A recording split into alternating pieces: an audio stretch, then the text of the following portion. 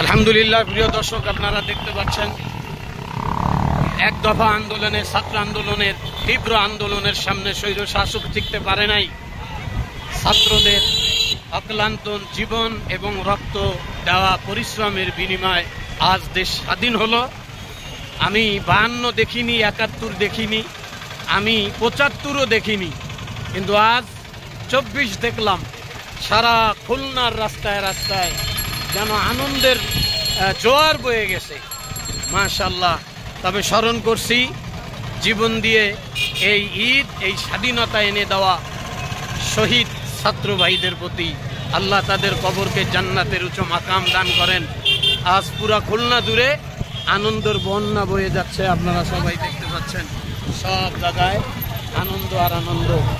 ছাত্রদের মিছিলে মিছিলে সাধারণ মানুষ, মহিলা, পুরুষ সবাই কি 15 বছরের, দীর্ঘ 15 বছরের যে কি তীব্র ক্ষোভ মানুষের ভিতরে আজকে তারা বহিঃপ্রকাশ করছে। এই জন্য আল্লাহ তাআলা শুকরিয়া। জালেমের পতন হয়েছে ইনশাআল্লাহ। কোনো জালেম, কোনো ইসলাম বিদ্বেষী বাংলাদেশে বেশি দিন টিকে থাকতে পারে না। আল্লাহ পাক কবুল করুন।